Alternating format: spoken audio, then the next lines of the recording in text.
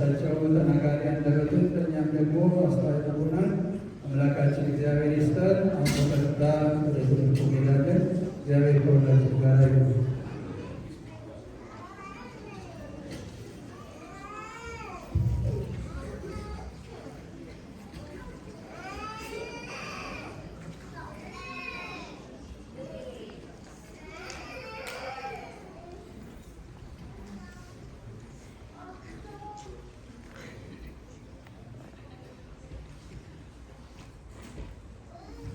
በስመ አብ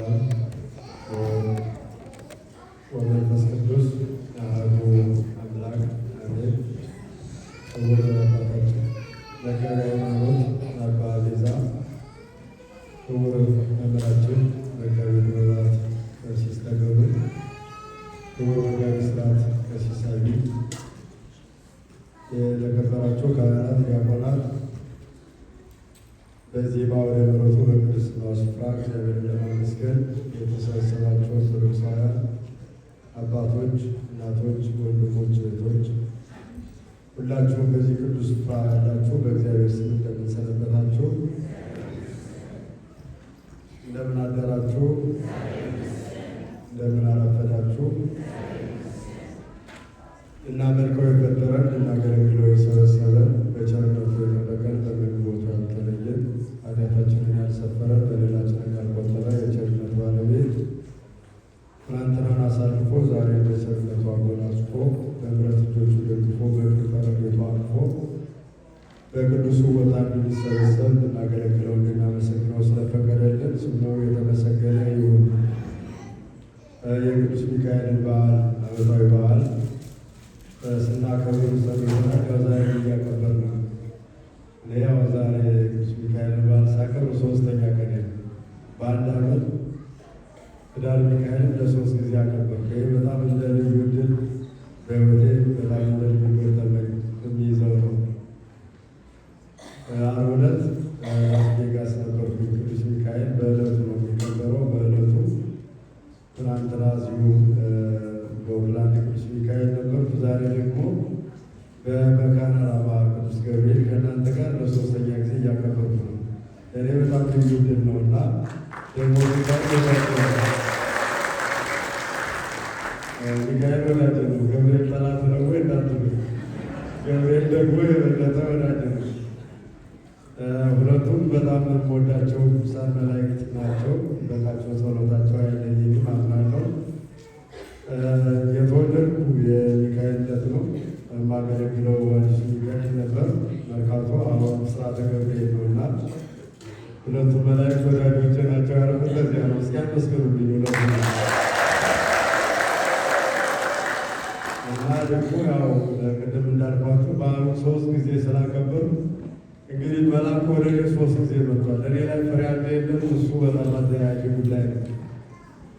ከሶስተኛ በኋላ መቆረጥም አለና እግዚአብሔር ከመቆረጥ ይሰውራል። ያው መላእክት ዕለት ዕለት ወደኛ ይመጣሉ። ለጥበቃ፣ ለእርዳታ፣ ለመንከባከብ፣ እኛን ለማገዝ ይመጣሉ እና ጸሎታቸው ረድኤታቸው ጊዜ ከኛ ጋር ነው። በዓላቸውን እናከብራለን። ስለ እነሱ እርዳታ እንማራለን። የምንሆንበት ምክንያቱ አንደኛው ሰውና መላእክት ከፍጥረታት ሁሉ የተለዩ የእግዚአብሔር የምስጋና ሰራዊት ናቸው። እግዚአብሔር ሁለት አመስጋኝ ሰራዊቶች አሉት። አንደኛው መላእክት ናቸው፣ ሁለተኛው ደግሞ እኛ ነን እና ምስጋና አንድ ያደርገናል፣ ያስተባብረናል። እነሱ በሰማይ እኛ በምድር እናመሰግነዋለን እና እነሱ የምስጋና አጋራችን ተባባሪያችን፣ እኛም ደግሞ የእነሱ የምስጋና ተጋሪና ተባባሪ ስለሆን እናከብራቸዋለን እና እንዲያው በዓሉ የቅዱስ ሚካኤል ሆኑ ቅዱስ ገብርኤል ጨምራችሁ ቦታው የገብርኤል ስለሆነ ከፍ አድርጋችሁ እንድታከብሩ ልጠይቃችሁ። ለማን ታመልጣላችሁ? ለሚካኤል ወይስ ለገብርኤል? ችግር ነው አይደል? አስቸጋሪ ነው። አንተ ልጅ በጣም እወድሃለሁ ዞሩና ዞሩ ስትሉ አንዱ ልጃችን እኮ ይኖራል። ምን ትላላችሁ? እሱ ያው እና ሁለቱን እንወዳቸዋለን። ከፍ አድርጋችሁ አክብሩ ሁለቱን። ምነው እጃችሁ ታስሯል? በደንብ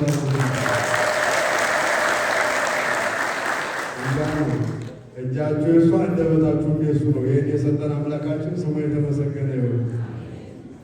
ቀደም ሲል መጋቤ ጥበባት ቀሲስ ተገኑ እንዳሉት እውነት ነው። የዛሬ 2 ዓመት በ23 በዚህ በእናንተ አቆጣጠር እዚህ ሀገር መጥቼ ነበር። እዚህ ከተማ ሳኖዜ በግሬ ረግጦ ነበርና በዚያን ጊዜ መርሐ ግብር ከተያዘባቸው አድባራት ማለት ላገለግል መርሐ ግብር ከያዝኩባቸው አድባራት አንዱ እዚህ ነበር መካነ ዓላማ እና ከቀሲስ ጋር በስልክ ተነጋግረናል። ያ ማለት ወንድም አሮን አፍ ይሁን እንደተባለው የእናንተን ሀሳብ ወደዚህ መጥቼ እንዳገለግል ከእናንተ ጋር እንዳረፍ ነግረውኝ ነበር። ነገር ግን ቅድም እንዳሉት በአገልግሎት መብዛት በሰዓት በጊዜ መጣበብ ምክንያት እንዲያው ይህ ምክንያት ነው። ዋናው ቁም ነገር ግን እግዚአብሔር አልፈቀደም ነበር ማለት ነው። ለእኔ የገባኝ እሱ ነው። ሁሉም የሚሆነው ማን ሲፈቅድ ነው? እግዚአብሔር ነው። እግዚአብሔር ሲፈቅድ ነው የሚሆነውና እኔም በእውነት በሀሳቢ በውስጤ ያኔ በእውነት ያልሄድኩበት ደብር ተጠርቼ ተጋብዤ ያልተገኘሁበት እያልኩ ነበር በውስጤ ሳስበው ነበር እና ቀሲስም እንዴት የሚዘውት ነበርና ያው እሳቸውም እዚሁ በእናንተ ፊት ተናዘዋል። እኔም በእናንተ ፊት ይቅርታ ጠይቃለሁ። አይደለም ቤቱ ይቅርታ ቤት ነው ወይ አብሮ ነው? ይቅርታ ከሆነ በደንብ ይቅርታ ያው ወዳችሁ አይደለም ቤቱ ይቅርታ ቤት ስለሆነ ያው ሁላችን ይቅርታ ብለናል። እዚህ የተሰበሰብነው ጊዜ እንበድላለን፣ እግዚአብሔር ጊዜ ይቅር ይለናልና በምሕረቱ የሰበሰበን የአባቶቻችን አምላክ ይህ ደግሞ በዓመታዊ ክብረ በዓል በቅዱስ ሚካኤል የንግስ በዓል እዚህ እንዲገኝ ስለፈቀደልን እናንተ ይቅርታ ስላደረጋችሁልኝ በጣም አመሰግናለሁ። እግዚአብሔር አምላካችን ስሙ የተመሰገነ ይሁን እና በሰሞኑ የቅዱስ ሚካኤል ክብር ተራዳኢነት እስራኤልን መምራቱ ከምድረ ግብፅ ወደ ምድረ ርስት ይዞ መውጣቱ በጠቅላላ ያደረገላቸው ትልግና በጠባቂነት ውስጥ የታየው የመልአኩ ተራዳኢነት ሲገለጽ የሰነበተበት ነው እና ዛሬም እሱን እንማራለን። ሰሞነኛ ትምህርት ነው ይሄ ማለት በዚህ ሰሞን የሚነገር ትምህርት ነው እና እሱን ታሪኩ ሰፊ ቢሆንም እኔ አጠር ጠቅለል አድርጌ በጥቂቱ ለማቅረብ እሞክራለሁ። እግዚአብሔር አምላካችን ለእኔ የምናገርበት አንደበት ለእናንተ ሰሚ ጆሮ አስተዋይ አእምሮ ለሁላችን አምላካችን በቸርነቱ ያድለን። ለምን ትጸርህ ኀቤ አንተሰ ንሣ በትረከ ወዝብጣ ለባሕር ወስፍሐኔከ ዲበ ባሕር። ለምን ዝም ብለህ ትጮኻለህ? በትርህን አንሳና ባሕሩን በበትርህ ምታው፣ እጅህን በባሕሩ ላይ ዘርጋ። የምንነጋገርበት የትምህርታችን መነሻ ይሆናል።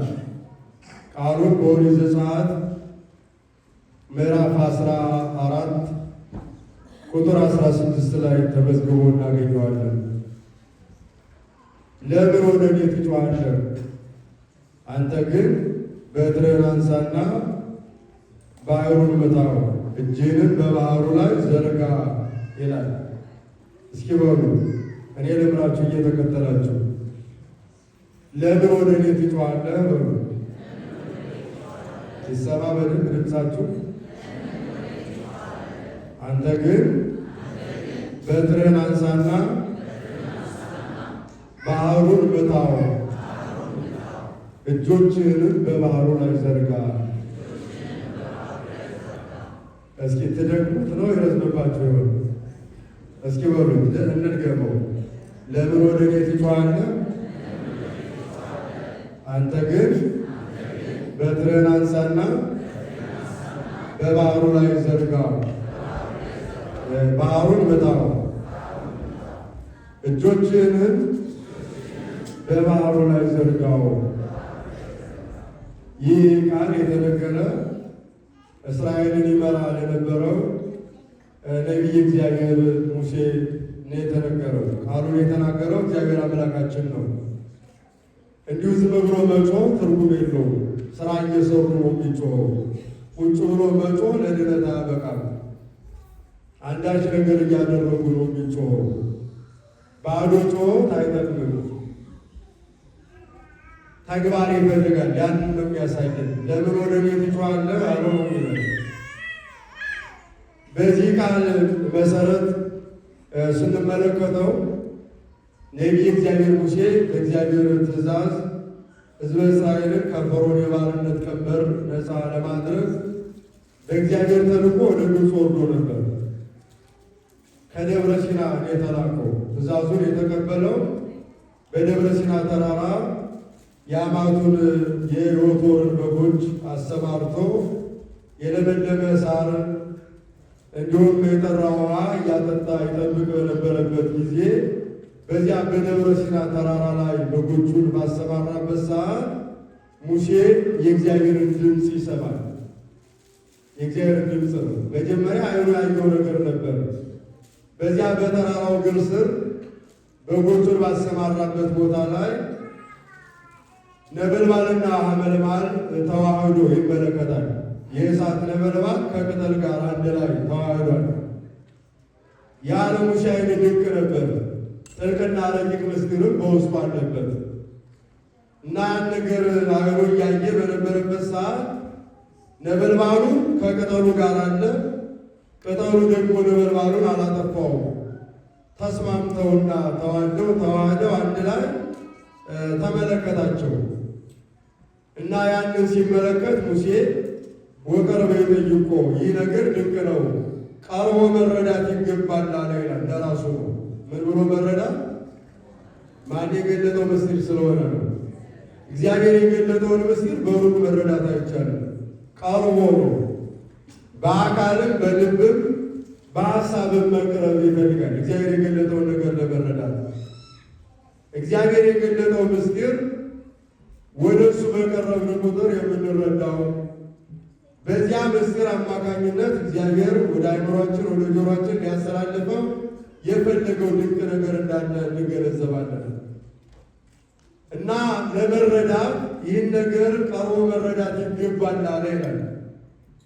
የሚጠብቃቸው በጎች ደግሞ አሉ፣ ያሰማራቸው እነሱን በትኗቸዋል። ይህን ሰብሰብ ባደረገና በጎቹን ከፈረሰ ግንብ ውስጥ አስገብቶ ዘጋባቸው ይላል። አውሬ እንዳይበላቸው ሌባ እንዳይሰርቃቸው ነው። በተጨማሪም ልቡ እንዳይከፈል አንድ ሀሳብ ለመሆን እንዲመቸው ነው። በጎቹን ሜዳ ላይ በትኗቸው ቢመጣ ያን እግዚአብሔር የገለጠውን ምስጢር ለመረዳት በቀረበበት ሰዓት ምን ይሆናል? ልቡናው እዚያ በጎቹ ጋር ይሄዳል። ሌባ ሰርቋቸው ይሆን? አውሬ በልቷቸው ይሆን?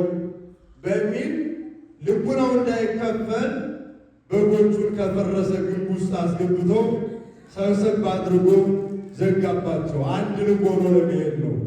እግዚአብሔር የገለጠውን ምስጢር ለመስማት ለመረዳት እግዚአብሔር የሚነግረንን ነገር ለማስተዋል ስንሄድ ክርስቲያኖች ሁለት ልብ አያስፈልግም። ስንት ልብ ያስፈልጋል? አንድ ልብ ያስፈልጋል። እንደ አንድ ልብ መካሪ፣ እንደ አንድ ቃል ተናጋሪ መሆን ያሻል። የተበታተነ የተከፋፈለ ልብ ለምስጢር እግዚአብሔር አይበቃም። በወንፊት ውሃ መቋጠር ይቻላል? ወንፊት የለም መሰል እዚህ ሀገር ማለት ያው የሚነፋ ዱቄት የለም ማለት እዚያው ተረፍቶ ነው የሚመጣው መሰለኝ። እንዳለ ያው ስራ ቀሏል፣ ያው በሌላ ስራ ተተክቷል በዚህ በኩል ማለት ነው። መቼም ያው አይጠፋችሁም ወንፊት ታውቃላችሁ አይደለም? በወንፊት ውሃ መጨበጥ አይቻልም። በልዩ ልዩ ሀሳብ ወንፊት የሆነ ልቡና ለነገር እግዚአብሔር አይበቃም። ጥልቅ የሆነውን የእግዚአብሔርን ምስጢር ለመረዳት አይችልም። የባከነ የተበተነ ልቡና ያስቸግራል። እዚህ ለጸሎት ስንቆም ሰፈር ያላከናወነው ነገር ካለ እግራችን እዚህ ይቆምና ልቡናችን እዚያ ይሆናል። እውነት አሰብ አሁን የሥራ ሰዓት የደረሰበት ሰው ግን ትንሽ ደቂቃ ያለችው ሰው በሙሉ ሀሳቡ እዚህ መሆን ይችላል። አካሉ ሊቀመጥ ይችላል። እስኪ ትንሽ ልቆይ እያለ ልቡናው ግን እዚያ ቦታ ይባከናል፣ ይበተናል። ያ እንዳይሆን ሙሴ እነዚያን በጎችን ሰብሰብ አድርጎ በፈረሰ ግንብ ውስጥ አስገባቸው ነው የሚለው። ወደ እግዚአብሔር ቤት ስንመጣ ወደ ቅድስት ቤተ ክርስቲያን ስንሰበሰብ ለማስቀደስ፣ ለጸሎት፣ ለትምህርት፣ ለምስጋና ወደ ቤቱ ስንቀርብ ክርስቲያኖች ስንት ልብ ያስፈልጋል? አንድ ልብ ሀሳቦቻችንን ክትት አድርገን ነው መምጣት ያለብን። በእርግጥ አያልቅም የዓለም ሀሳብ። በእውነተኛ መንፈሳዊ ስራ ለመስራት መንፈሳዊ ተግባር ለማከናወን ስናስብ ልባችን እንደ ፀሐይ ጨረር ወደ ሺህ አቅጣጫ ይበተናል። ልቡናችንን አምላካችን ይሰብስብልን። እስቲ አመስግኑት በእውነት ሁላችሁ። እዚህ ያላችሁ ልባችሁ አንድ የሆነ የተሰበሰባችሁ ከሆነ አመስግኑ። አላችሁ እዚህ ያላችሁ፣ እስኪ ያላችሁ እዚህ ያላችሁ፣ እሺ እስኪ የሌላችሁ አላችሁ ማለት ነው። ልባችሁ እንደተሰበሰበ ያሳያል። በቤቱ እግዚአብሔር አምላካችን ሁላችንን ያኖረን። አዎ ታዲያ ሰብሰብ ማድረግ ያስፈልጋል። ልቡና አንድ እግር አይደለም ያለው። ሰማችሁ? ብዙ እግር አለው። በጣም ብዙ። በተለይ እዚህ ደግሞ በጣም ብዙ ሊሆን ይችላል አይደለም? እዚህ ሀገር ሀሳብ ይበዛል። ከጭንቀት ላይ ያድን፣ ከውጥረት ላይ ያድን። መጽሐፍ ጠረገረ ብላ ይላል አይደለም? ትርጉሙ እዚህ ሀገር ነው አይደለም? አባቶች ግን እዚህ ሀገር መጽሐፉ ላይ የሆነ ነገር ይጨመራል። ጠረገረ ብቻ አይደለም ተወጠረ የሚል ይኖራል አይደለም? አጠፋሁት ጠረገረ ተወጠረ ብላ እዚህ ሀገር ነው። እኔ እንዳየሁት ማለት ነው። እኔ ራሱ በእውነት እዚህ ከመጣሁ አንድ ወር ሞላኝ እና እውነት ከሰውነት ወደ መላክነት ልቀየር ምንም አልቀረኝም። ምክንያቱም የሚካኤልን በዓል ብቻ ስንት ጊዜ አከበርኩ አልኳቸው እና ታዲያ ከዚህ በላይ መወጠር አለ? ከሰውነት ወይ ወደ መላክነት ወይ ወደ ብራናነት። ሰው ብራና የሚሆንበት ሀገር ነው የሀገር ማለት ነው። ግን እንጃ ብራና ሆኖ የእግዚአብሔር ቃል ይጻፍበት ሌላ ሀሳብ ይጻፍበት እኔ የማውቀው ነገር የለም። ግን ይወጠራል እና ይህ የተወጠረ ልቡና በብዙ ሀሳብ የሚዋኝ ልቡና ሰብሰብ ካላለ ማንም መስማት አይችልም። ስለዚህ ወደ እግዚአብሔር ስንመጣ ልቡናችን ምን መሆን አለበት? መሰብሰብ ክፍት መሆን አለበት። በጣም መጽሐፍ እንደዚህ ያደርግ ነው። የተፈራቢያ ለጥበብ በክሌ ልብ አላኩን ከመዘይ ዘር ወያር ወያጽድ። ጥበብን ፍለጋ በሄድ ጊዜ እንደሚያርስ እንደሚዘራ እንደሚያጭድ ገበሬ ልቡና የታጠቀ ይሁን። እንደሚያርስ እንደሚዘራና ምን እንደሚል ገበሬ እንደሚያጭድ ገበሬ የሚያርስ ገበሬ ያንኑ ነው የሚያስበው። የሚያርሰውን እርሻ ያስበዋል። ዛሬ ይህን እጨርሳለሁ፣ ከዚህ እስከዚህ ያለውን እጨርሳለሁ እያለ በሬዎቹን ጠምዶ እያፍጫጨ እየፎከረ ያው እናንተም አንዳንዴ በሬ ባይኖር ትሞክራላችሁ ይመስለኛል። አንገታችሁ ለማሳየት ትሞክራላችሁ እዚህ አይደለም? በተለይ ስለሚናፍቃችሁ እድም የምታደርጉት ይመስለኛል። ሲመጣ እዚህ ሀገር ደስታ ዘግይቶ የሚመጣ ይመስለኛል ያለ ርባሩ ግን ሲመጣ በጣም እልካችሁን የምትወጡበት ነው የሚመስለኝ አይደለም?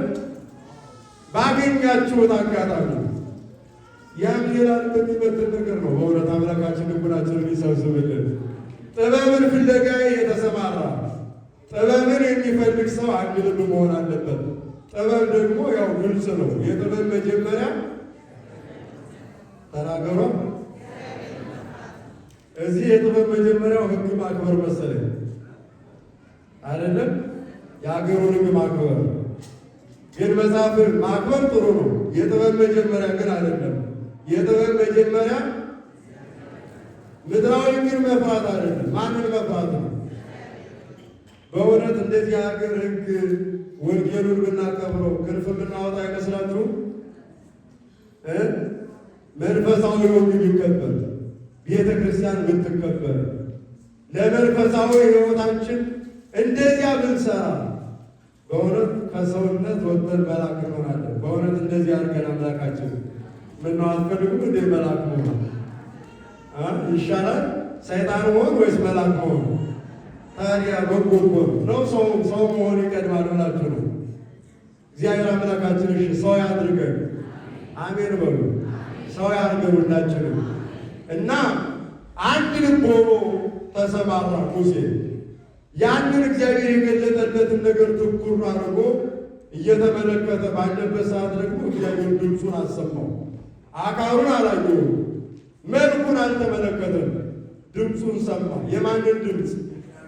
እንዲህ የሚል ድምፅ ነው። ሙሴ ሙሴ ፍታና ሳእኒከ እምእገሪከ እስመ ዘትከይዳ ምድር ቅድስት ይእቲ። ሙሴ ሙሴ ሙሴ የምትረግጣት ምድር ክብርት ናትና ቅድስት ናትና ጫማህን ከእግር አውልቅ የሚል ድምፅ። ወደፊት ወደኋላ፣ ወደ ቀኝ ወደ ግራ ቢዞር የጠራው አካል አይታይም። ምድራዊ ፍጡር አልጠራውም። ሰማይና ምድርን የፈጠረ አምላክ ነው ሙሴን የጠራው። ሙሴ ሙሴ ያለው ዛሬ እኛን በቤቱ የጠራን የሰበሰበን ያገናኘን በአማናዊት ደብረ ሲና በቅድስት ቤተ ክርስቲያን እግሮቻችን እንዲቆሙ ያደረገ ነበልባላዊ የሆነው ቅዱስ ሥጋው ክቡር ደሙ ከእኛ ጋር ሐመልማል ቅጠል ከሆነው ከእኛ ሰውነት ጋር እንዲዋሃድ ያደረገው ሚስጥሩን የገለጠ እግዚአብሔር ነው። ኧረ ምስጋና አቅርቡለት ለዚህ አምላክ። ጠራው ሙሴ ጫማህን አውልቅ አለው። መቅረብ ብቻ አይደለም፣ ምንን ማውለቅ ያስፈልጋል? የመጀመሪያው በአንድ ልብ መቅረብ፣ ሁለተኛስ ጫማን ማውለቅ ያስፈልጋል።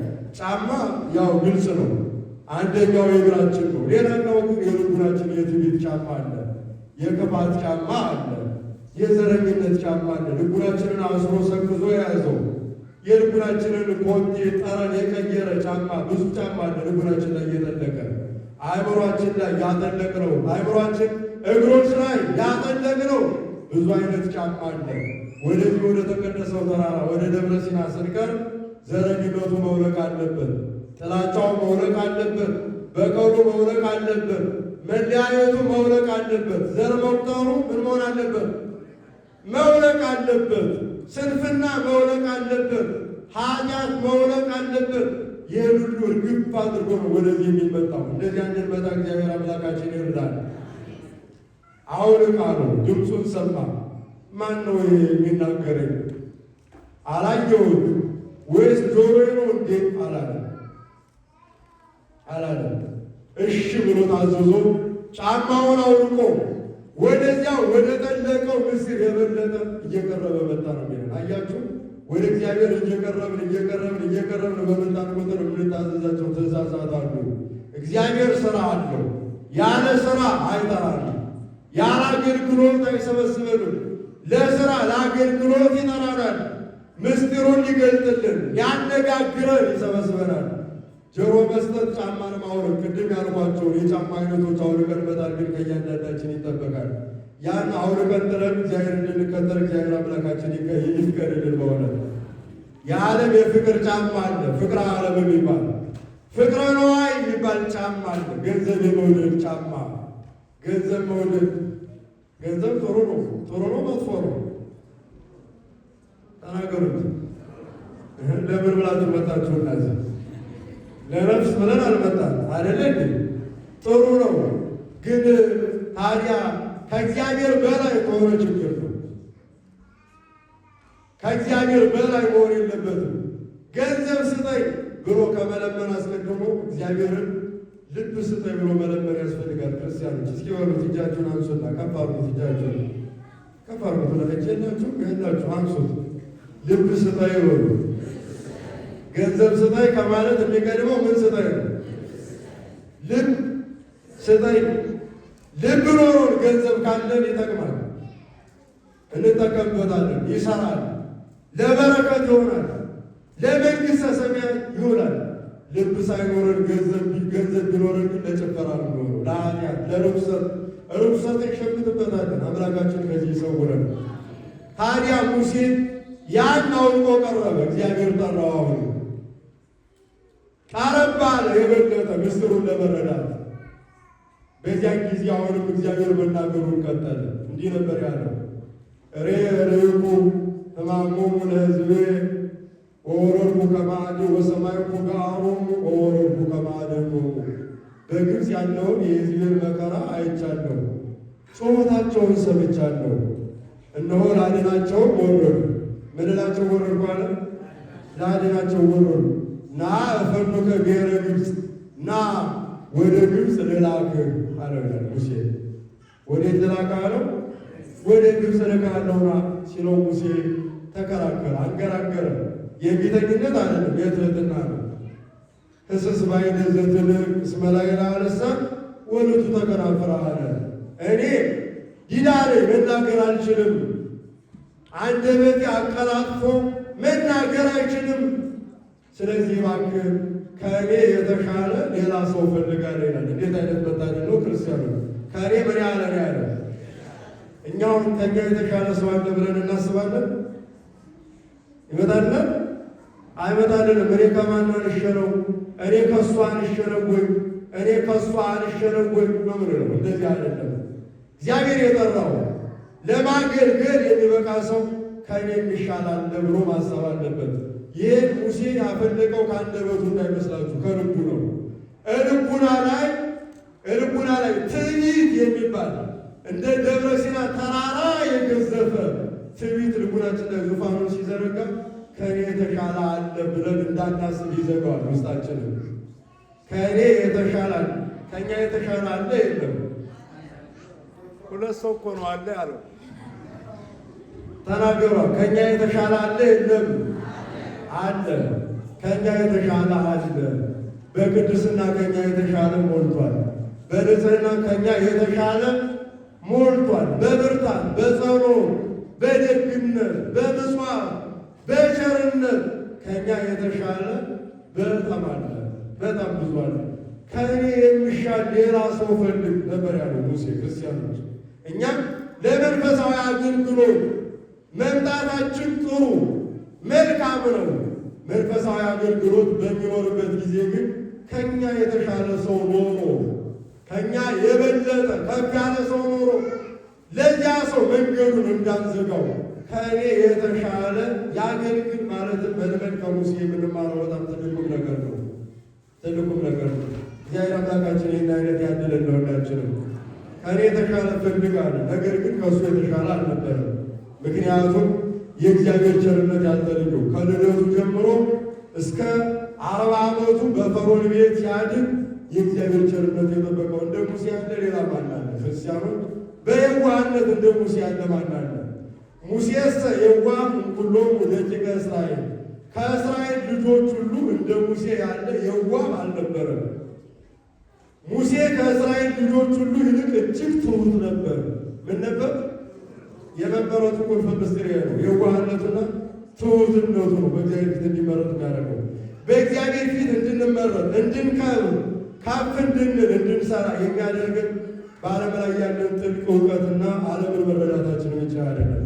የዋህነትና ትህትናን ገንዘብ ስናደርገው እግዚአብሔርን ደስ እናሰኘዋለን። ትህትናና የዋህነቱን አምላካችን ያድለን። አሜን በሉ። ነው አትፈልጉም? እንፈልጋለን። ትህትናውን አምላካችን በልቡናችን ሰሌዳ ላይ ይሳልብን። በጣም እጅግ ትሑት ነበር ማለት ከፈርዖን ቤተ መንግስት ወጥቶ የአማቱን በጎች ይጠብቅ ነበር። የበግ እረኛ የሆነው ሙሴ። እረኝነት ማለት አስቡ፣ የመጨረሻ ዝቅተኛ የሚባለው ስራ ምንድን ነው? እረኝነት ነው። በእኛ ሀገር በዚህ ሀገር ያለው በቃ የልጆች ስራ ማለት ነው። የህፃናት ስራ ማለት ነው። ህፃናት የሚሰሩት ስራ ነው እረኝነት። መከራው ግን ብዙ ነው። መከራው ብዙ ነው። እረኝነት በግ የጠበቃችሁ አላችሁ? እስኪ እጃችሁ ነው። በግ የጠበቃችሁ? ኧረ የለም። ከተሜ ነው እንዳለ ያለው። በቃ ትምህርቱን ተዋል። ምሳሌው ከእናንተ ጋር አይደል ማለት ነው። እሺ መኪና የጠበቃችሁ?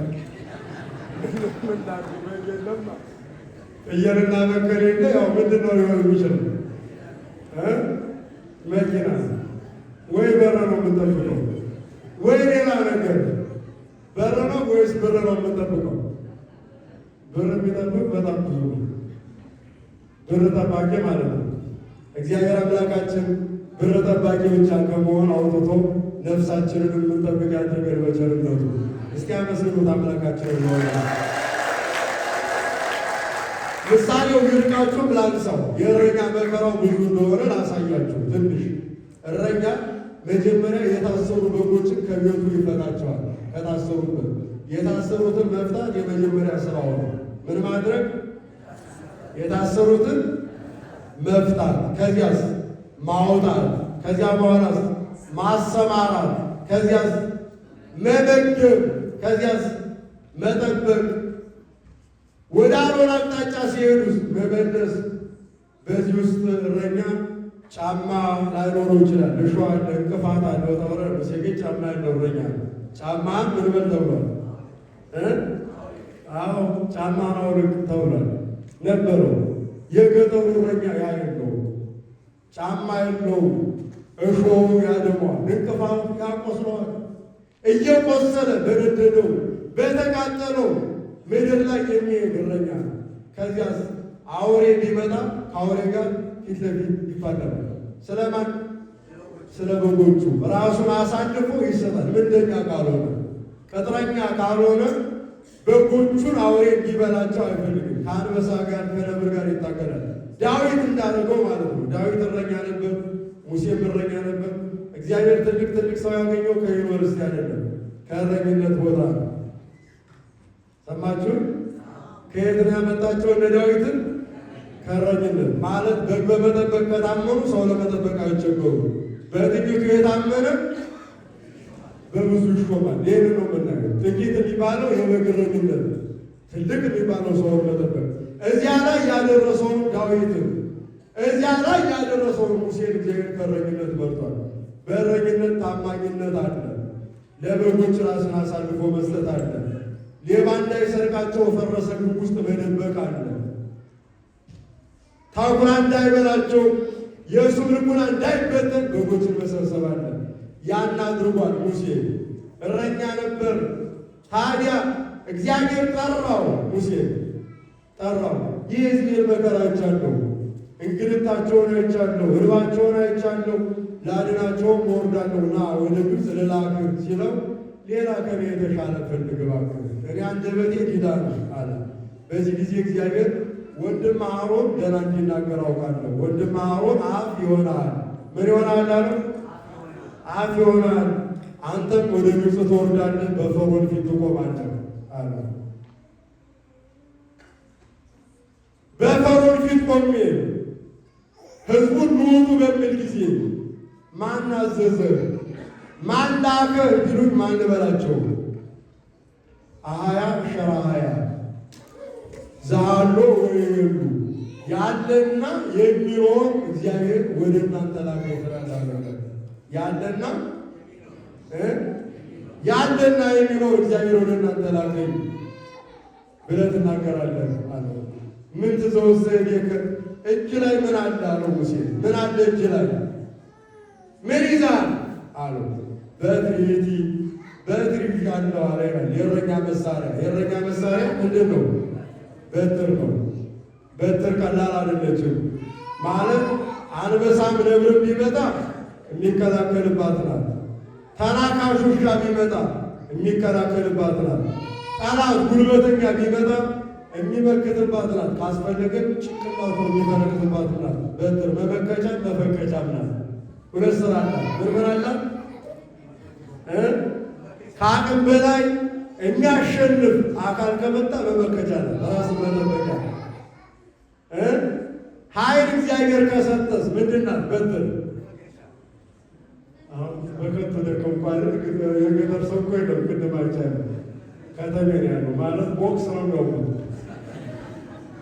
ቦክስም ይሄን አይመስለኝም የሚያውቁት። የሳጥን ቦክስ መሰለኝ የሚያውቁት።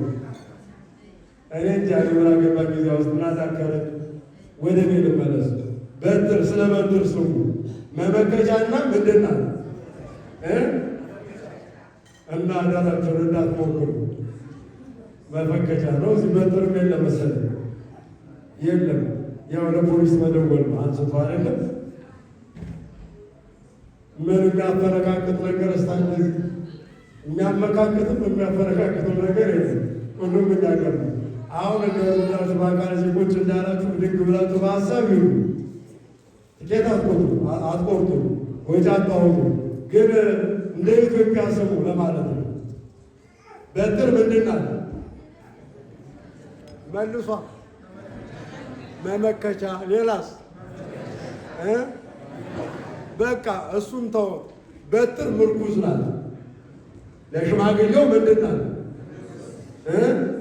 ምርኩዝ ናት፣ ድጋፍ ናት፣ መደገፊያ። እጅ ላይ ምን አለ ሲባል ይቻለች። እባብ ሲመጣስ በትር ምንድን ናት? መቀጥቀጫ ናት። አናቱን ከመተቀጥቀጠ ርሱ ለከይሲ ሁሉ ሥጋው በሙታ ይከውን። እባብ ራሱን ከተመታ በዱላ አናቱን ካሉት ሁሉ ሥጋው የሞተ ይሆናል። መላ አካሉ ይሞታል። ሌላ አካሉን ብትቀጠቅጡት ወገቡ ቢቆረጥ ራሱ ላይሞት ይችላል። ምኑን ነው የሚመጣው? በምን? በበትር። እጅ ላይ ምን አለ ሲባል የእረኛ መሳሪያ፣ ምርኩዝ፣ ድጋፍ የምትሆን ውሻም ሌባም ቢመጣ የሚመክትባት የሚፈነክትባት፣ ሲደክመው የሚመረኮዛት፣ የበረሃ እባብ ሊነድፈው ሲመጣ አናቱ የሚልባት በትር ምኑ ላይ ያለች? ሙሴ እጅ ላይ ያለች። ያቺ በትር የእመቤታችን የቅድስት ድንግል ማርያም ምሳሌ ናት። እስቲ አክብሯት እመቤታችን። ወዷታላችሁ እመቤታችንን በደንብ አክብሯት። ሚካኤልም ገብርኤልም ሊቃነ መላእክትም የሚያመሰግኗት እመቤታችንን በደንብ አለማመስገን አይቻልም። ለሶስተኛ ጊዜ በእውነት ምንድን ናት? ሙሴ እጅ ላይ ምንድን ናት? በትር ናት። መመከቻ ናት። ሌላስ? ማንከቻ መፈንከቻ ናት። የእባቡ ጭንቅላት የሚፈርስባት በትር ናት። እባቡ ዲያብሎስ ጭንቅላቱ የፈረሰው በእመቤታችን ነው። ክብር ለስሙ ይሁን። አመስግናለሁ አይደል? በአንቺና በሴቲቱ መካከል አላት እባቡ ሲረግማት እግዚአብሔር ጥላቻን አደርጋለሁ። አንቺ ሰኮናውን እግርግሩን ትነድፊዋለሽ፣ እሱም ደግሞ እሱ ግርግርሽን ይነድፋል። ሰው ደግሞ የሴቲቱ ዘር ራስሽን ምን ይላል? ይቀጠቅጥሻል። በምንድን? በበትር ወይ በድንጋይ ነው። በትር እመቤታችን ናት። ድንጋይ የተባለው ደግሞ ድል የማይነሳው አምላካችን ኢየሱስ ክርስቶስ ነው። ክብርና ምስጋና ለስሙ ይሁን። እጅ ላይ ምን አለ? በትር አለ። በትር ይዣለሁ፣ ምርኩዝ የምትሆን ማንከቻ፣ መፈንከቻ፣ መፍለጫ፣ መቀጥቀጫ የሆነች በትር ይዣለሁ አለ። ጠላታችን ዲያብሎስን ከነሰራዊቱ ከሰራዊት አጋንንት ጋር መቀጥቀጥ፣ ማሸነፍ፣ ድል መንሳት የምንችልባት ሲደክመን የምንመለኮዛት ጠላት ኃይሉን አጠራቅሞ ወደኛ ሲመጣ ጠላታችን ዲያብሎስ የምንመክትባት እሱ ግንባሩን ብለን የምንመልስባት እመቤታችን ናት። ተራ መስግኗት ደግማችሁ ደከማችሁ መሰለኝ። ደከማችሁ ሰሰማ አረባለ አይዟችሁ፣ አትድከሙ። ያው ልልበሏ ጨብጭቡ ያልኳችሁ ስታዛቡ ስላየኋችሁ ነው። የእንቅልፍ ምልክት ነው። እንግዲህ መችስ የእንቅልፍ ክኒን እናደላችሁ ምን ይደረጋል? ሻይ ቡና አለ መሰል ወጣ ሲባል አይደለም። የዚህ ሀገር ዘጌ ቤት ወይም ምርፋቅ ቤት በእውነት በካህናት ብቻ አይደለም፣ የሁላችን የጋራ ነው። እዚያኛ ሀገር ያው የግላችን ናት። ታውቃላችሁ፣ ምርፋቅ ቤቱን ታውቁታላችሁ። ኢትዮጵያ ይዛችሁ ስትወጡ ማለት ነው አይደለም። እዚህ ጋር ነቃ በሉ አደር እላችሁ። እኔም ጠቅለል አደርገዋለሁ፣ አላረዝመውም። የግብፅ መንገድ ሆነባችሁ መሰለኝ ትምህርቱ ማለት ነው አይደለም። የግብፅ መንገድ ወይም ከዚህ ኢትዮጵያ የምትበሩት ረጅም በረራ ሆነ መሰለኝ። አልወቃ አላደርገዋለሁ። አይዟችሁ፣ አጠር ለማድረግ ሞክራለሁ። እስቲ አመስግኑ። እንዳትተኙ ከፋሩ ይህ ደወሉን ይተካል። እዚህ ማለት ነው የተኛን መቀስቀሻ ደወሉ አይደለም። ስለዚህ በትር እጄ ላይ ያለ ነው ሙሴ በትር ይዣለሁ። በጣላት እሷን በትር አለ ሙሴ። ያችን በትር ሲጥላት በትሯ ተለውጣ ምን ሆነች? እባብ ሆነች። ሙሴ ደነገጠ፣ ተንቀጠቀጠ። ምን ነበረች እጁ ላይ? እባብ በትር ነበረች። ምን ሆና ተለወጠች ነው የሚለው። እባብ ሆነችና የአስማተኞችን በዚህ አካባቢ የነበሩ የአስማተኞችን እባቦች ዋጠቻቸው። በትር ሆነች። ማነው? እባብ ሆነች። እባብ ስንል መርዛማነቱን አይሻም። እዚህ ላይ እባብ ምን አለው? ጥበብ አለው። እንደ እባብ ልባሞች፣ እንደ ርግብ የዋሆቹ ነው የሚለው። እመቤታችን እንደ እባብ ጥበበኛ ናት። ጠቢብ ወትሕት በቤተ መቅደስ ዘልዕቀት፣ በቤተ መቅደስ ያደገች ጠባብ ወትሕት ጥበበኛና በጣም እጅግ ትሁት ይላታል እመቤታችን። እስቲ አቅርቧት። ጥበበኛና ትሁት ናት። አዎ ሙሴ ትሁት ነው ብለናል። ከሙሴ ትህትና ይልቅ የማን ትህትና ይበልጣል? የእመቤታችን ትህትና በጣም ይገርማል። እመቤታችን በጣም እጅግ ትሁት ናት። ከእመቤታችን ትህትና ይልቅ የጌታችን ትህትና በጣም እጅግ ይገርማል። ከሰማይ እኛን ለማዳን የወረደ እሱ ነው። እሷ የመልአኩን ቃል በትህትና እኔ እግዚአብሔር ባሪያው እነሆ አለው እንደ ቃል ይሆንልኝ። እኔ የእግዚአብሔር ምኑን ያለችው የእግዚአብሔር እናት ትሆኛለሽ፣ ትወልጂዋለሽ፣ ትጸንሻዋለሽ እያላት መልአኩ፣ እሷ ግን የእግዚአብሔር ባሪያ ያለች ራሷን እንደዚህ እንዳደረገችው አያችሁ።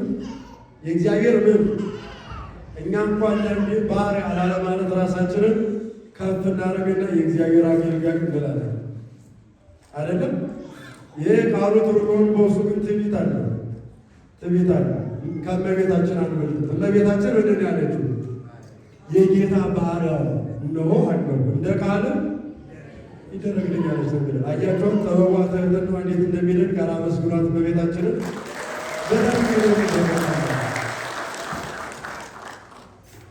እባብ ሆና ስትለወጥ ዓይኖቿ አየ። ደነገጠ ነው ሙሴ ተንቀጠቀጠ።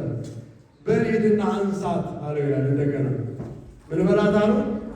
አንሳት አለ። እናንተ ብትሆኑ ሲያስቡት እኛ ምን ነው እጅ ላይ የያዝከው አይፎን አይነ እያየ እባብ ቢሆን አንሳው ትባል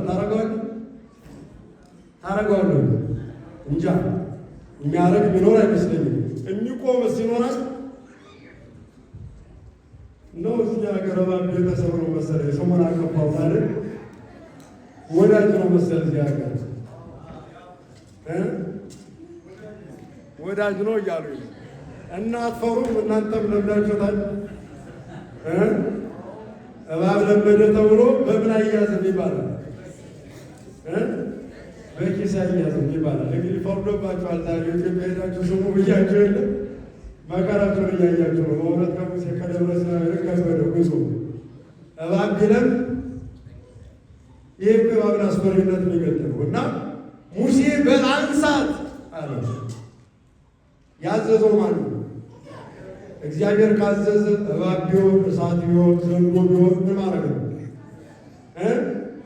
መጨበጥ ነው። ትእዛዙ የሱ ነው። መርዘኛውን ተናዳፊውን የማይናደፍ ማድረግ ማን ይቻላል? ነበልባሉን እንዳያቃጥል ማድረግ ለማን ይቻላል? ለእግዚአብሔር ይቻላል። ቃሉን መተላለፍ ማዛነፍ አይቻልም። አንሳት ጣላት ሲለው እንደ ጣላት አንሳት ሲለው ማረገረገረ እሺ ያለው ያችን ልክ ጎንበስ ብሎ ብድግ ሲያረጋት እጁ ላይ በትሮ ይችላል። ክብርና ምስጋና ላምላካችሁ በትሮ አያችሁ። ወደ ደብረ ሲና ወደ እግዚአብሔር ቤት ስንመጣ መጣል አለ። ምን አለ? መለወጥ አለ። መለወጥ መመለስም አለ። ስንት ነገር አለ። መጣል፣ መለወጥ፣ ከዚያስ መመለስ የሚባል ነገር አለ። መጣል፣ መለወጥና መመለስ የሚባል አለ። እዚህ ስንመጣ ድፍት ብለን በፊቱ መስገድ መጣል። ቅዱስ ዳዊት እንዳለው በአማሩ ቤቶች ከምሮ ይልቅ በእግዚአብሔር ድንኳን ውስጥ መጣልን መረጡ። የይሰን ሄደ ውስተ ቤተ እግዚአብሔር መንበር ውስተ ቤተ ኃጥአን። በአማሩ ቤቶች ከመኖር ይልቅ በእግዚአብሔር ቤት መጣልን መረጡ። መጣል መለወጥ ምን ማለት ክርስቲያኖች? መለወጥ ትዕቢተኛው ምን ሆኖ መለወጥ? ትሁት መሆን። በጥላቻ ያለው ሰው የምን ሰው መሆን? የፍቅር ሰው መሆን።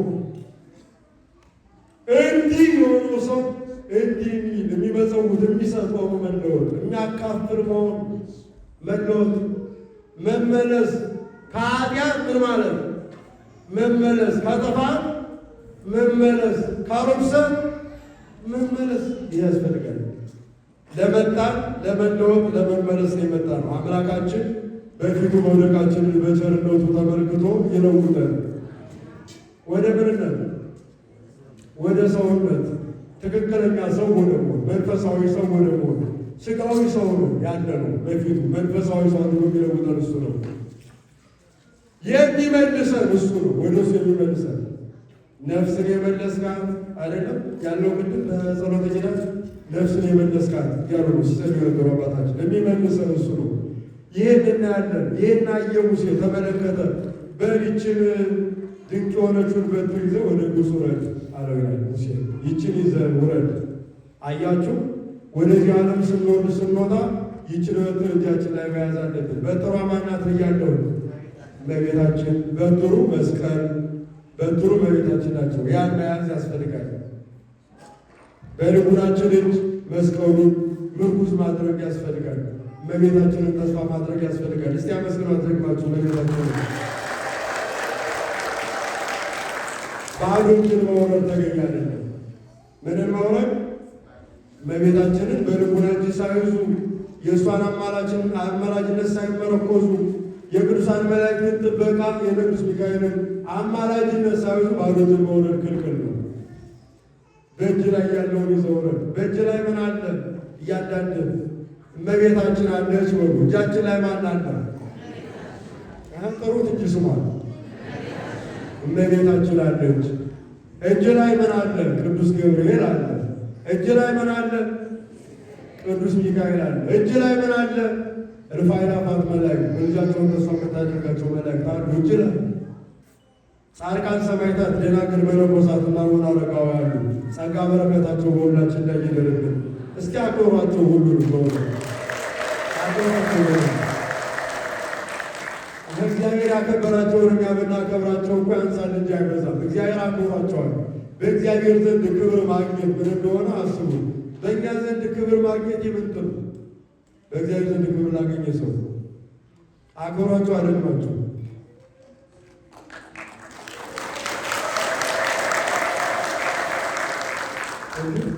አንዳንድ ኦፍላይን ትሆናላችሁ። ስታዚሁ እያየኋቸው እያየኋቸው ኦንላይን የነበሩት አንዴ ኦፍላይን ይሆናሉ ተመልሰው ማለት ነው። ኦፍላይን መሆን በርሳ ከኃጢአት ኦፍላይን ሆኑ። ሰማችሁን? ከኃጢአት ከበደል፣ ከርኩሰት፣ ከክፋት፣ ከመለያየት ይህን ከመሳሰለው ኦፍላይን ስትሆኑ መንፈሳዊ ሕይወታችሁ ምን ይሆናል? ትሆናላችሁ ከመላእክት ጋር፣ ከጻድቃን፣ ከሰማዕታት፣ ከደናግል፣ ከመነኮሳት፣ ከቅድስና ሕይወት ጋር ይሆናል። ታዲያ እሷን ይዘው ውረድ አለው የሚለው እመቤታችንን ጥለን አንወርድም። ቅዱስ ሚካኤልን ቅዱስ ገብርኤልን ጥለን አንወርድም። ውረድ ይዘህ ያለው እሺ ብሎ ወደ ግብፅ ወረደ። የእግዚአብሔርን ትእዛዝ ተቀብሎ ምን ይዟል አልኳችሁ? እጁ ላይ ሙሴ ብቻ አይደለም፣ ዳዊትስ ምን ይዞ ነበር? ወደ ጎልያድ ሲሄድ ምንድን ነበር የያዘው? ሌላስ? በትር፣ ወንጭፍ፣ ድንጋይ ይዞ ነበር። እጁ ላይ የሆነ ነገር አለ። ባዶ አይደለም። ይዘህ ውረድ ያለው እናስ በትር፣ ወንጭፍ፣ ድንጋይ ብቻ አይደለም የያዘው፣ እግዚአብሔርን ይዞ ነበር። ክርስቲያኖች ማንን ይዞ ነበር? በትሩ፣ ድንጋዩ፣ ወንጭፉ ይታያል፣ እግዚአብሔር አይታይም። የማይታየው ረቂቅ አምላክ ከዳዊት ጋር ነበር፣ ከሙሴ ጋር ነበር። ዛሬ ከሁላችን ጋር አለ። አክብሩት። ከሁላችን ጋር ያለውን አምላካችን ይዞ ነበር። ጎልያድ አየው፣ ዳዊትን ናቀው። በጣም በርቀት አይን ያየው። ወደ ጸሮ ባይን ህጽስት ይለዋል። በርቀት በጎደሎ አይን ያየው። እንዴ እኔ ውሻ ነኝ በትር ይዞ ወደ እኔ የሚመጣው ነበር ያለ። አንተ እኔ ውሻ ነኝ በትር ይዞ ወደ እኔ የምትመጣ ብሎታል። ዳዊት ምንድን ነው የመለሰው? ውሻስ ጌታውን ያውቃል፣ አንተ ግን ከውሻ ትከፋለህ፣ ከውሻ የባስክ ነህ። አሁንም በችግር ነው ውሻ እዚህ ሀገር በጣም ከሰው ትንሽ ከፍ ይላል መሰለኝ አይደለም ነው? ብዙ ነው። አዎ ብዙ ሚሊዮን ብር የወረሰው ውሻ አለ ነው ሰማሁ። በጣም ነው ተስፋ የቆረጥኩት። ማለት ሰው በመከራ ውስጥ በሚኖርበት ዓለም ውስጥ ውሻ ሰው ክብር ባጣባት ዓለም ውስጥ ውሻ የሚያን ሲነቡ ማየት በፍጡርነት እየናቁት አይደለም። ምክንያቱም እግዚአብሔር የፈጠረው ፍጥረት ሁሉ ምንድን ነው? መልካም ነው። ግን ውሻና ሰው አይነጻጸርም። አውሬና ሰው አይነጻጸርም። ሰው ሰው ነው። በማን መልክ የተፈጠረ? በእግዚአብሔር መልክ። እንስሳ እንስሳ ነው። ውሻ ነኝ አለ። ከውሻ ትከፋለህ፣ ትብሳለህ። ውሻስ ማንን ያውቃል አለ? ጌታውን ያውቃል አለው እና ያን ካለው በኋላ ጎልያድ ፎከረ። ምክንያቱም ወንጭፉን፣ በትሩን፣ ድንጋዩን እንጂ እግዚአብሔርን አላየም። ዳዊት ወንጭፍ፣ በትር፣ ድንጋይ ብቻ አይደለም የያዘ፣ ማንንም ይዟል። እነዚያ ምክንያት ናቸው።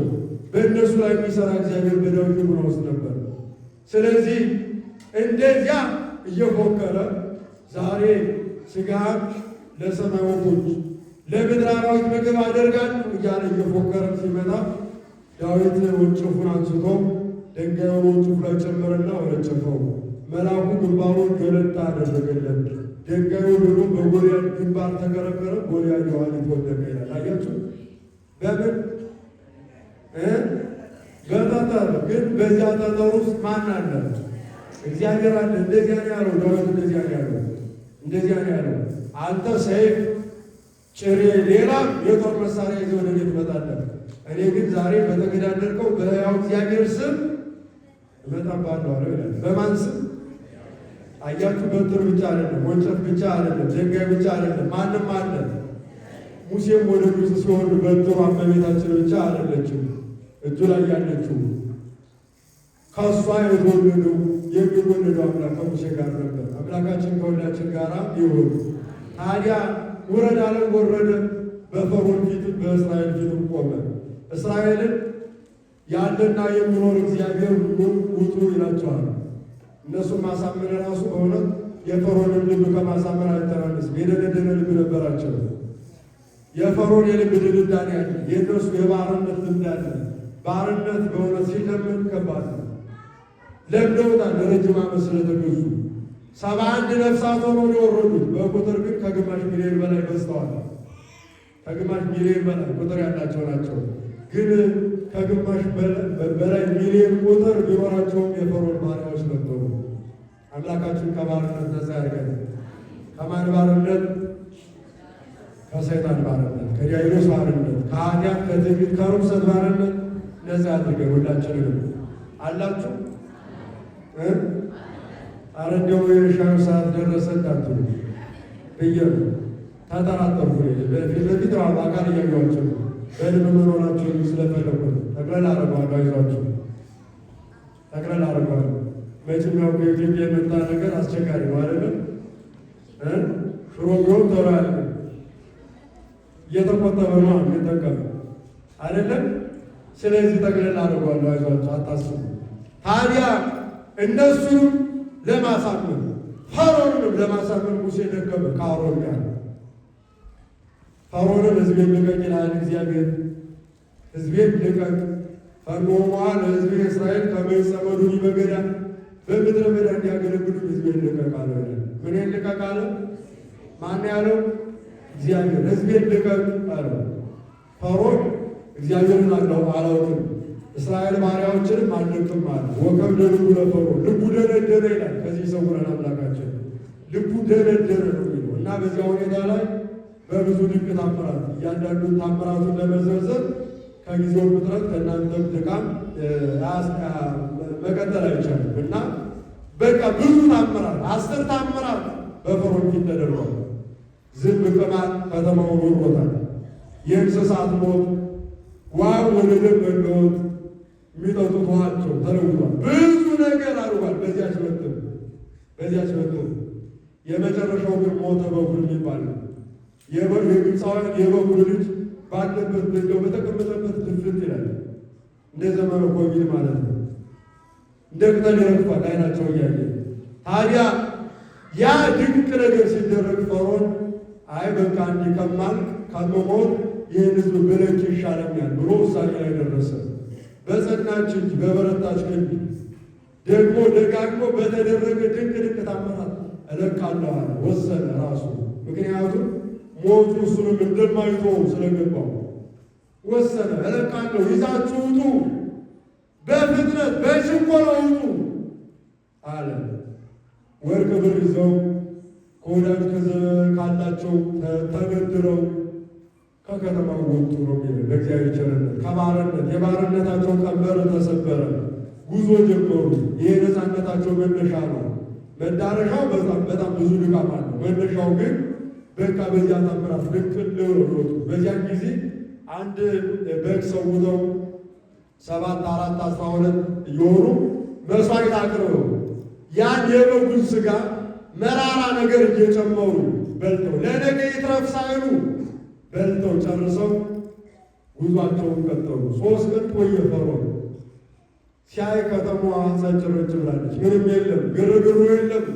ያ ሰገነት ላይ ሆኖ ደፋ ቀና ሲሉ በወዛቸው ግብፅን ሲገነቡ የነበሩ ባህሮች የሉ። ያ የተገነባው እርቃኑን ያለ ሰው ባዶ ሆኖ ተመለከተው። የፈርዖን ልብ ተጸጸተ። እስራኤልን ወደ ባርነት ለመመለስ እስራኤልን ተከትሎ ሄደ ነው የሚለው እና ያው ፈረሰኛ ነው፣ ሰራዊት አለው። እነሱ 3 ቀን የተጓዙትን ከአንድ ቀን ባልበለጠ ፈረሰኛ ነው። እነሱ ሲሄዱ ሽማግሌ ያለ፣ አረጋዊ ያለ፣ ነፍሰ ጡር አለ፣ ሕፃናት አሉ። ዝግ ብለው እንስሳት አሉ የነዷቸው ዝግ ብለው በአንድ ደረሰባቸው። እነሱ በኤርትራ የባህር ዳርቻው ላይ ሰፍረው ነበር። ከፊት ለፊት የኤርትራ ባህር፣ ከኋላ የፈርዖን ሰራዊት እማን ላይ ተከበው እንዲህ እንሩጥ አይሉ አይቻልም። የኤርትራ ባህር አለ። ወደ ኋላ እንመለስ አይሉ የፈርዖን ሰራዊት አለ። ነፍሳቸው ተጨነቀች። እንዲህ አይነት ጭንቀት በእውነት አምላካችን አያምጣብን። ከባድ ነው። ጦርነት ከባድ ነው በእውነት። መውጫ የሌለው መውጫ ቀዳዳ የሌለው ሰው ደግሞ በጣም ይከብዳል። ሀገራችን በእንደዚህ አይነት ጭንቀት ውስጥ ነው ያለችው። በእውነት እግዚአብሔር አምላካችን ይህን ጭንቀት ለሀገራችን ያርቅልን። አዎ ታዲያ በዚያን ጊዜ ሲጨነቁ ወደ እግዚአብሔር መጮህ ጀመሩ። በሙሴና በአሮን ላይ ይጮሁ ነበር። እንዲያው ልታስፈቱን ነው እዚህ ያመጣችሁ? የመቃብር ስፍራ እንኳን እንዳናገኝ አሉ። የምን ስፍራ? ሰው እናንተ ኖሮ ብቻ አይደለም ሞቶም ምን ያሳስበዋል? መቀበሪያ ራሱ ያሳስበዋል፣ ያስጨንቀዋል። መኖሪያው ጭንቅ፣ መቀበሪያው ጭንቅ። እንዲያው አስቸጋሪ ነው። እንዲያው ኑሯችንም አሟሟታችንንም እግዚአብሔር አምላካችን ያሳምርልን። ቢያንስ መቃብር እንኳን እንዳናገኝ አስከሬናችን በምድረ በዳ እንዲቀር ልታደርጉን ነው? ወደዚህ ያወጣችሁ ጩኸታቸው በረከተ። ይህን ጊዜ ሙሴ ወደ እግዚአብሔር መጮህ ጀመረ። እግዚአብሔር አምላኬ ሆይ መዘባበቻ ልታደርገው ነውን? ሕዝብህንና ርስትህን ወደዚህ ምድረ በዳ ያወጣ ወደ ሕዝብ ተመልከት፣ መዘባበቻ መሳለቂያ እንዳንሆን እያለ ወደ እግዚአብሔር ሲጮህ እግዚአብሔር እንዲህ አለ፣ ለምን ትትጸራሃቤ? ለምን ወደ እኔ ትጮኻለህ? እስኪበሉ ለምን ወደ እኔ ትጮኻለህ? አንስ በትረከ ወዝብጣ ለባሕር፣ በትረህን አንሳና ባሕሩን ምታው። ወስፋህ ዲበ ባሕር፣ እጆችህንም በውሃው ላይ ዘርጋ አለ። ይሄ ተግባር መጮህ ብቻ አይጠቅም፣ ተግባር ያስፈልጋል። ምን ያስፈልጋል? ተግባር። አሁን ቅዳሴው ሲቀደስ ጩኸት ብቻ አይደለም፣ ተግባር አለው። ካህኑ መስቀሉን እንዲያንስቶ ምን ያደርጋል? እጁን ይዘረጋል። ባህር በሆነው ሕዝብ ማዕበል በሆነው ሕዝብ መካከል እጁን ይዘረጋል። በትሩን መስቀሉን ያነሳል፣ ይባርካል። ተግባር ነው። ያ ሙሴ በትሩን ሲያነሳ ባህር እንደሚከፈል ካህኑ መስቀሉን አንስቶ ሲባርክ የኛ የኃጢአት ባህር እንደዚያ ይከፈላል። ክብርና ምስጋና ለአምላካችን ይሁን። ተግባር አለ። ጮት ብቻ አይደለም፣ ሁካታ አይደለም፣ ግርግር አይደለም። እያንዳንዱ የምናደርገው ነገር ከነፍሳችን የድነት ጉዳይ ጋር የተቆራኘ የተገናኘና የተሰናሰለ ነው። ለምን ወደ እኔ ትጮኻለህ? በትርህን አንሳ አለው። ምንን አንሳ አለው? ካህኑ ወደ እግዚአብሔር ይጮኻል፣ ይጸልያል። ግን ያን ብቻ አይደለም፣ በትሩን ያነሳል። መስቀሉ በትር ነው፣ ምርኩዝ ነው። ዲያብሎስ የተቀጠቀጠበት፣ ግንባሩን የተመታበት፣ ባሕረ ገሃነም የተከፈለበት መስቀሉን ያነሳል ካህኑ፣ እንደ ሙሴ ማለት ነው። ታዲያ በትርህን አንሳና ባሕሩን ምን በለው አለው? ምታው ያለው። ባሕረ ኃጢአት በመስቀሉ ይመታል፣ ይገሰጻል፣ ይከፈላል። ካህኑ ሙሴ እጆቹን ያነሳል። እጅን በባህሩ ላይ ዘርጋ አለው። ወበዶሙ ለሕዝብ ከመይምሱ ከመይንዱ እንስሳሆሙ ሕዝቡንም ከተቀመጡበት ተነስተው ከብቶቻቸውን እንዲነዱ አዘዛቸው። ምን እንዲሉ? ወዴት? ወደ ባህሩ እንዲነዱ።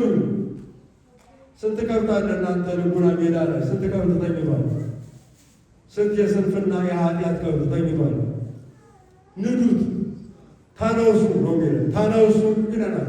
ተነሱ በላቸው፣ እንስሶቻቸውን ይንዱ። እንስሳዊ ባህሪ ያስወግዱት፣ ይንዱት ነው የሚለው። ከዚያስ ሙሴ በትሩን ብድግ አደረገ። ያችን ድንቅ የምታረግ በትሩን አነሳና የኤርትራን ባህር ሲመታው በትሩ ለሁለት ተከፈለ ይላል። ማነው? ባህሩ ለሁለት ተሰነጠቀ ነው የሚለው። ክብርና ምስጋና ለአምላካችን ይሁን።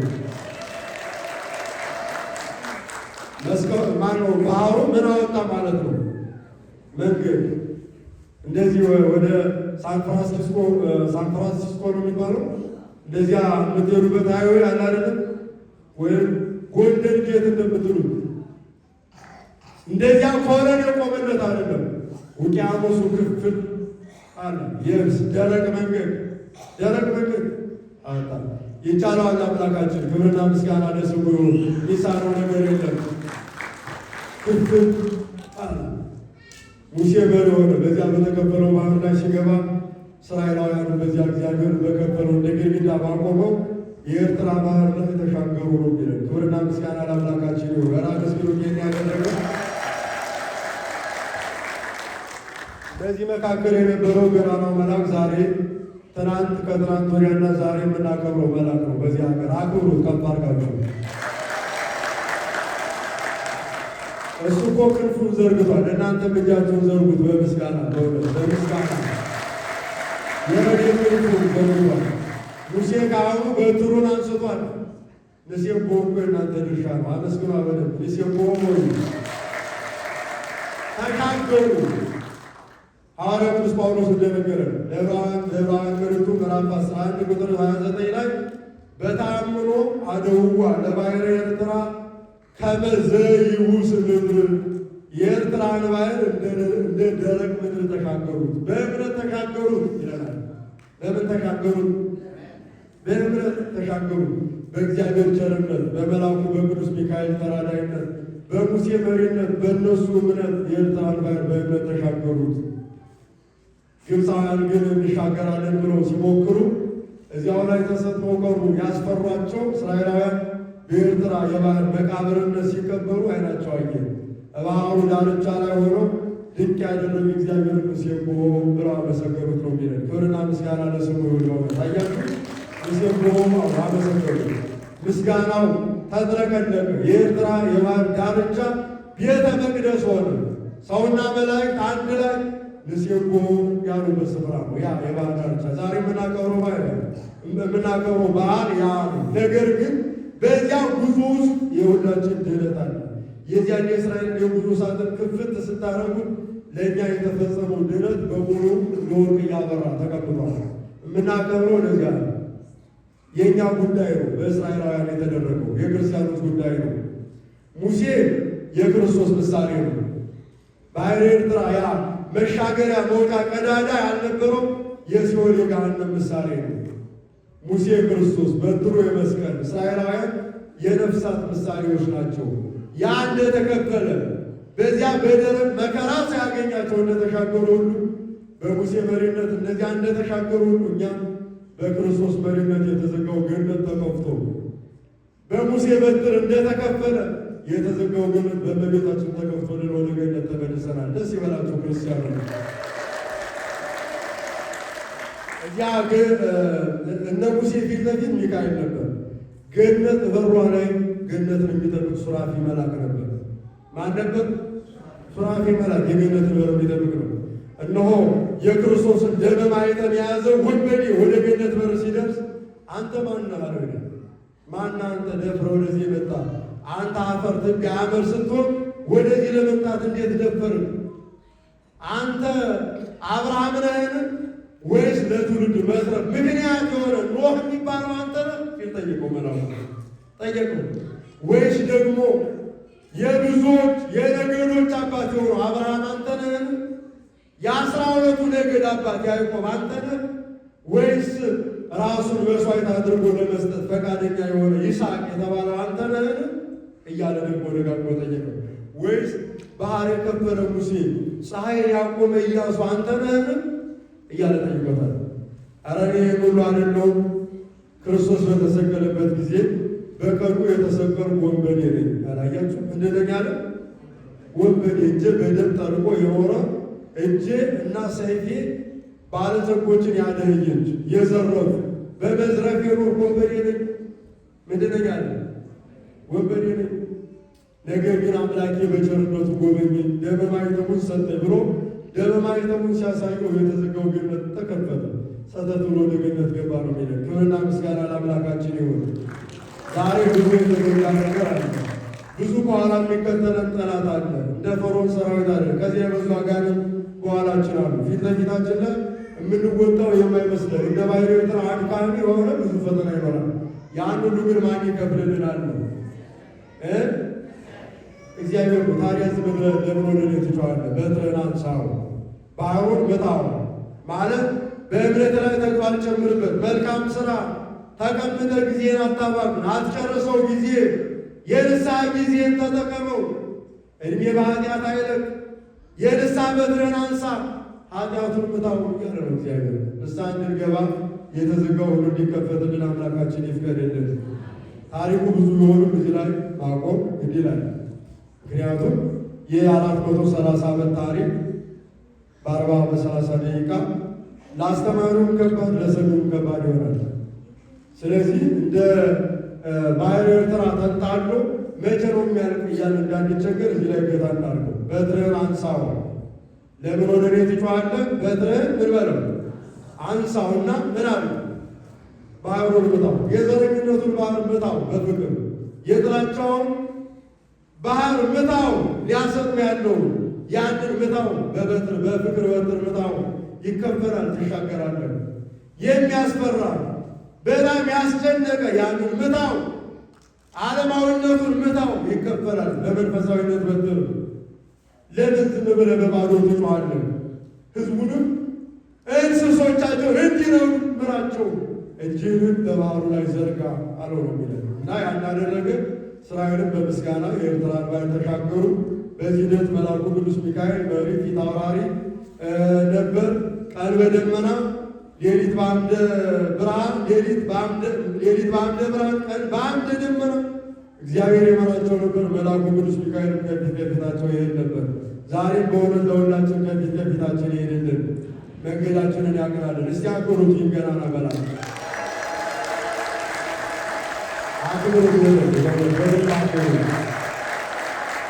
እና ታዲያ መንገዳችን እንዲቀና የመልአኩን ተራዳኢነት የሙሴን የካህኑን መሪነት ቸል ማለት የለብንም። መስቀሉን ትኩር ብሎ መመልከት ያስፈልጋል። ዛሬ መቅደስ የሌላቸው ብዙ ወንበዴዎች አሉ። በአጥማቂነት ስም በብሕትውና ስም ዓለምን የሚያጭበረብሩ የሚያታልሉ ብዙ አካላት አሉ። ራሳቸውን ጠብቁ። ቴሌግራም ላይ ያሉ እዚያ ላይ ተንጠልጥለው ሕዝብ የሚያታልሉ ቴሌግራም ላይ ሆኖ አስራት በኩራት የሚቀበሉ መቅደስ የሌላቸው ወንበዴዎች አሉ። መቅደስ ሙሴ ያልሆኑ ሙሴነት ያልተሰጣቸው ቀጥለው የሚያጨበረብሩ በጣም ብዙዎች አሉ እና ራሳቸውን መጠበቅ፣ ቤተ መቅደሳቸውን ማክበር፣ ሙሴዎቻችሁን ካህናቱን አባቶቻችሁን ማክበር ይገባቸዋል። እስቲ አክብሯቸው አባቶቻችሁን። በእውነት እዚህ ሀገር ማገልገል እዚህ ሀገር እንደ ማገልገል የሚከብድ ነገር የለም። ኢትዮጵያ አገልግሎት ጌጥ ነው። እዚህ ግን በጣም ሸክም ከባድ ነው።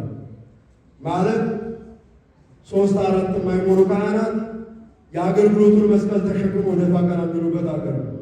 በጣም ይከብዳል። እኔ ትረዳዱ ከሆነ አላውቅም። እኔ በጣም ከብዶኛል።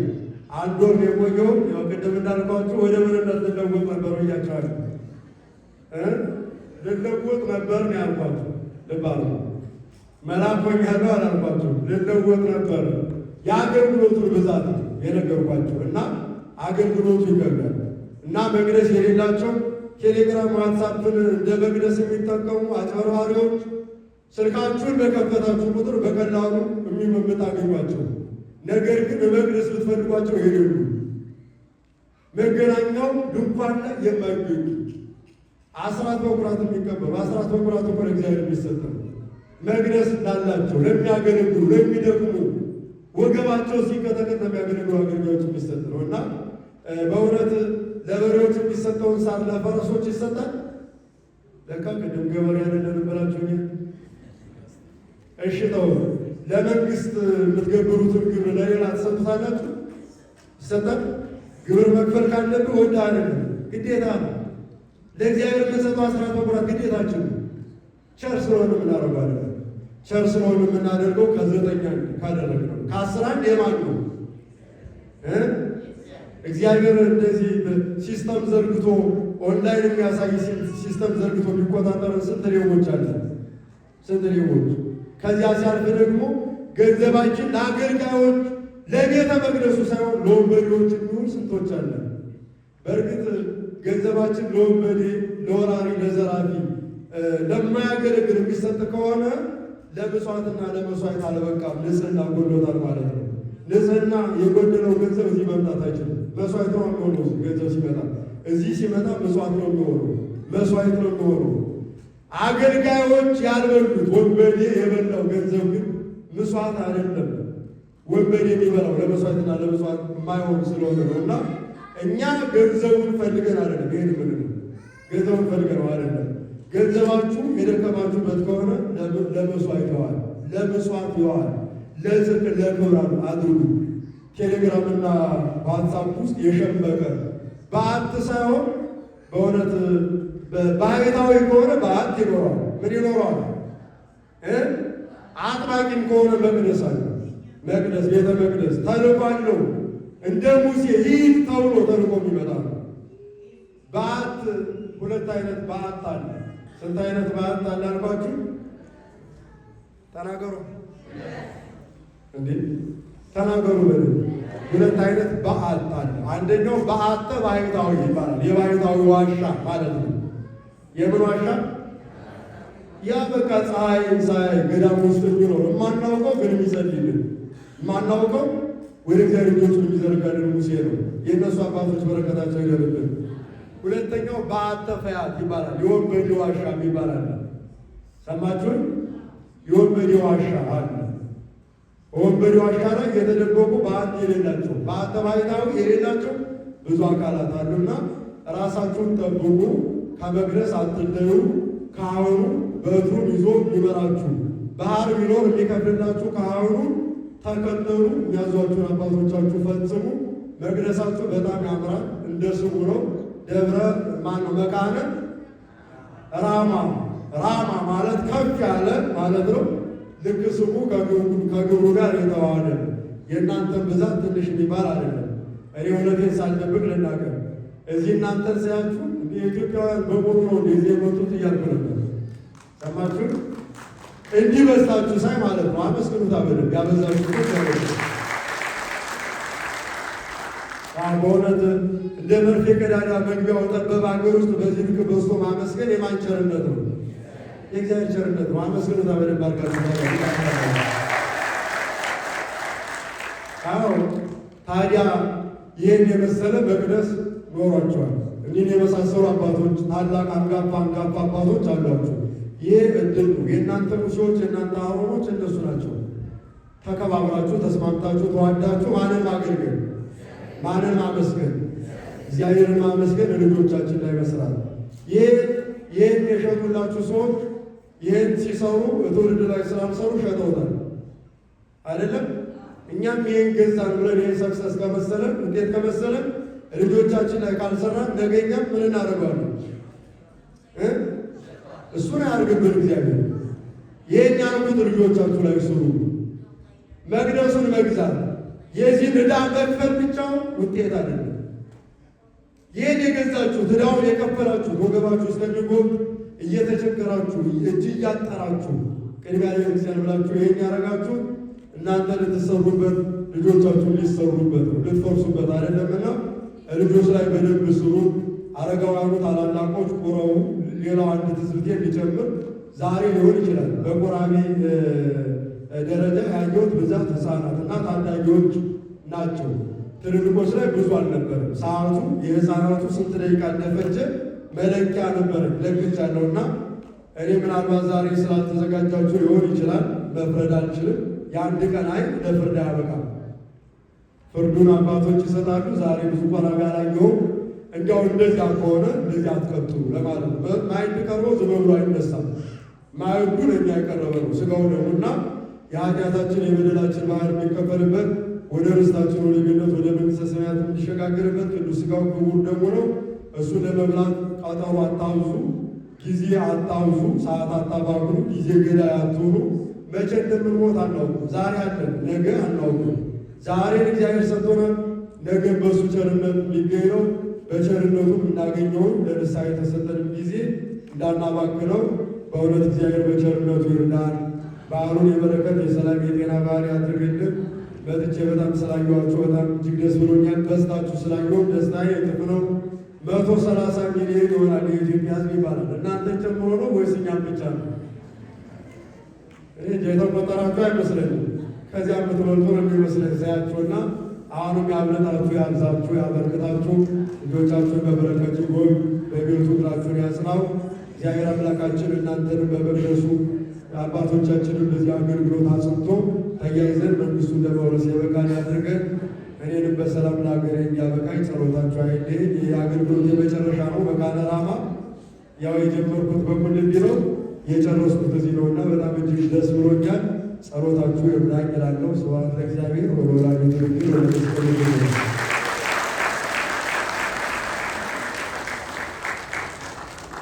ቃለ ሕይወትን ያሰማልን ለመምህራችን፣ ቃለ ሕይወትን ያሰማልን። ይሰማል። እስቲ እግዚአብሔር ይስጥልን።